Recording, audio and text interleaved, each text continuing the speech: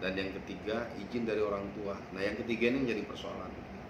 Tidak ada persoalan dengan vaksin itu, tetapi efek vaksin pasti ada. Ada berita kita dengar setelah divaksin dia kejang-kejang apa segala macam, halal tidaknya itu vaksin ya.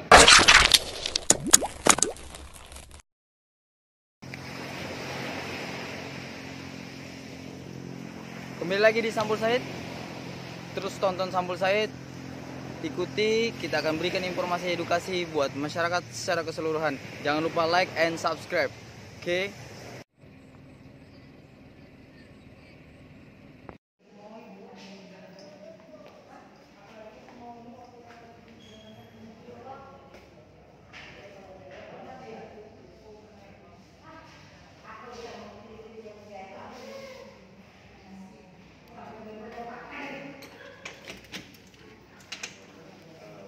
Bagi kita adalah sekarang bagaimana kita mencoba untuk kembali menegakkan disiplin. Kalau wilayah A itu merah, tapi merahnya itu bukan di tempat sekolah itu dan tidak ada warga sekolah yang terinfeksi, ya udah jalan aja. Nah, persoalan apakah 50%? Izin Pak Kadis, terkait tentang isu vaksin anak. Hari ini kan kondisinya seberapa persen sudah vaksin anak dilaksanakan di tingkat sekolah? Vaksin anak itu ada dua ya. Aha. Vaksin yang pertama, dosis pertama maupun dosis yang kedua. Iya. Kita masih berlomba di dosis pertama. Aha. Untuk sebagai contoh aja ya, saya tidak hitung persentase secara keseluruhan.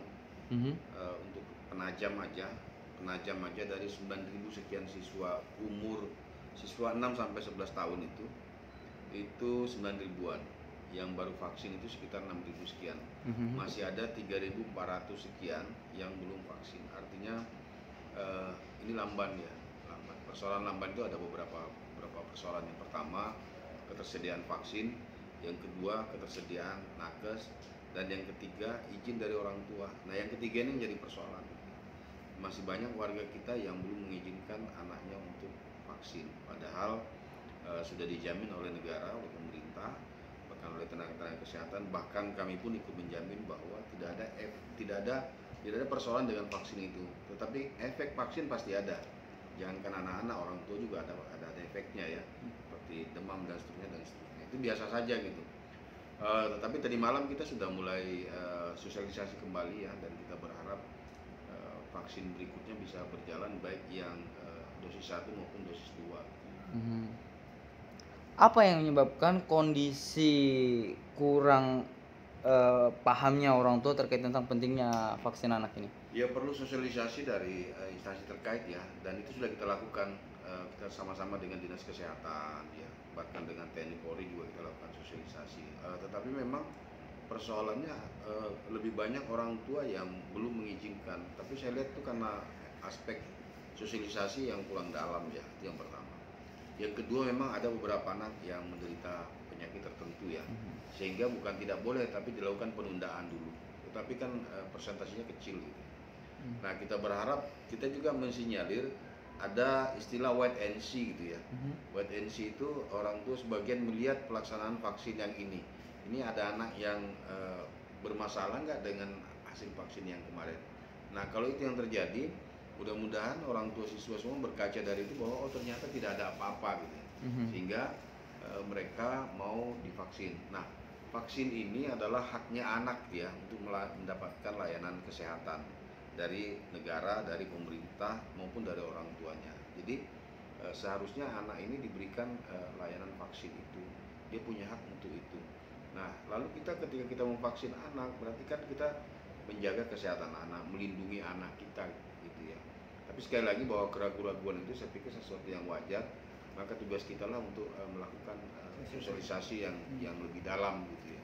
Kemudian vaksin bukan sekedar untuk dia sendiri sehat gitu ya, tapi vaksin ini juga jangan sampai karena dia tidak vaksin dia rentan, justru dia bawa penyakit ke rumahnya, ke keluarganya, atau ke kakek neneknya yang lebih rentan untuk terinfeksi virus itu. Jadi vaksin itu di samping untuk dirinya pribadi juga untuk diri orang lain. Nah, itu harus kita pahami sebagai orang tua. Pak Kadis, untuk bicara tentang masalah vaksin anak yang khususnya ya, masalah vaksin ini kan bukan hanya tanggung jawab gimana peran instansi lain, dinas lain untuk mensupport khususnya yang punya leading sektor itu? Ya, dinas kesehatan tentu menyiapkan vaksin ya, melakukan sosialisasi secara teknis kesehatan, kemudian menyiapkan tenaga kesehatan. Tetapi di luar itu juga kita lihat bagaimana kiprahnya TNI dan Polri ya, bahkan sampai mereka door to door tuh mencari pasien gitu ya, dan segala macam itu.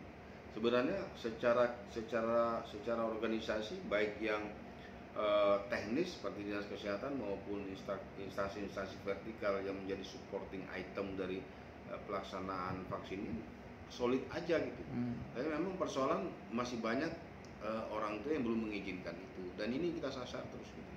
Artinya memang penjelasan atau metode penyampaian ke orang tua siswa yang belum maksimal. Iya. Dan itu diakui tidak maksimal kan? Jadi maksimal tergantung dari aspek mana melihatnya gitu ya. Kalau kami sebenarnya kami ini kan harus sifatnya menghimbau gitu ya. Soalnya ketika ditanya masalah kesehatan, walaupun saya tahu menjawab dan benar, orang tidak yakin dengan saya gitu. Saya bukan dokter ya. Tetapi bahwa nanti malam kita sosialisasi lagi khusus wilayah Babulu. Karena juga presentasinya juga rendah ya. Babulu. Kemudian besok malamnya lagi Sepaku, malam terakhir nanti di Waru. Kita akan sasar terus, kita lakukan upaya-upaya sosialisasi pendekatan. Dan ternyata dari chat ya, dari chat-chat yang masuk di Zoom meeting itu dan pertanyaan-pertanyaan itu, sebenarnya memang mereka hanya perlu sosialisasi yang dalam gitu, oleh orang-orang yang kapabel menjelaskan itu gitu. Yang punya kapasitas Ya, untuk menjawab. sementara untuk dinas pendidikan, kalau vaksin ada, nakesnya ada, kami setiap hari pun siap divaksin. Nah, namun di antara yang mau divaksin itu, saya ulangi, masih banyak aja orang tua yang belum welcome untuk itu. Ada yang ragu-ragu, ada yang punya ketakutan. Tetapi saya melihat lebih banyak pada aspek wait and see terhadap yang sudah divaksin itu. Nah, mudah-mudahan ini terbuka semua gitu ya. Dari 9.000 sekian, baru 6.000 sekian, masih ada 3.400 yang belum vaksin. Mudah-mudahan setelah kami tadi malam sosialisasi, minggu ini atau minggu depan tahap itu bisa selesai, dan diharapkan 100%. Mungkin tidak bisa ya, karena mungkin ada yang masih tertunda, ada yang umurnya sudah lebih, dan seterusnya. Ada pendekatan khusus nggak untuk melakukan pelayanan vaksin anak di tingkatan sekolah atau tempat-tempat yang memang mudah diakses oleh orang tua siswa untuk anak-anaknya? Ya, yang pertama kalau dari Polri ya hari ini buka tuh di Geraha, gitu. Buka di Geraha. Tetapi memang tidak mudah menggerakkan orang tua ya pada saat pagi-pagi seperti ini. Kemudian di sekolah tentu kita siapkan baik yang mau vaksin maupun yang tidak vaksin, itu wajib ke sekolah gitu ya, wajib ke sekolah untuk ngelihat prosesnya. Dan 1-2 ada memang anak-anak yang takut gitu ya. Ada juga hasil diskusi saya dengan anak-anak kita ya, ngobrol-ngobrol, dia mau tapi orang tuanya nggak mengizinkan, dan seterusnya. Pak Kadis, seberapa aman sebenarnya Pak untuk bicara tentang vaksin anak? Ya mungkin bukan ranah saya bicara aman atau tidak ya, tetapi selama ini tidak ada tuh yang fatal dengan hasil vaksin. Untuk sementara ada pertanyaan orang tua siswa begini yang agak susah dijawab. Siapa yang bertanggung jawab jika terjadi sesuatu setelah vaksin? Nah, kita jawab kalau itu memang akibat vaksin ya, bukan karena akibat penyakit lain. Saya yang tanggung jawab, negara yang tanggung jawab terhadap itu, karena ini program negara gitu ya. Dan kita berharap bahwa tidak ada persoalan-persoalan karena secara klinis sudah dijelaskan gitu. Adapun efek-efek yang akan ditimbulkan paling parah itu muntah ya. Muntah itu menurut dokternya mungkin karena akibat dia stres aja, belum apa-apa dia sudah memikirkan itu. Maka pada saat suntik itu kan orang tua harus dihadirkan gitu dan ditanyai dalam beberapa hari ini keluhan anaknya apa dan seterusnya. Satu tantangan yang kita hadapi dan sangat kita sayangkan sebenarnya kalau masih ada pemahaman yang seperti itu, karena kan sudah pelaksanaan vaksin kan sudah berjalan lama ya, sudah bertahun lah. Isinya itu sudah cukup dijadikan pelajaran bahwa sesungguhnya vaksin itu dampak negatifnya itu kan yang pasti ada, tapi tidak seperti yang dibayangkan orang. Faktanya kan ada berita kita dengar setelah divaksin dia kejang-kejang apa segala macam, itu kan bisa juga hoax, bisa juga ada betulnya kan, tapi kan tidak semuanya begitu. Kalau tertular itu kan sangat kecil sekali persentasenya kan.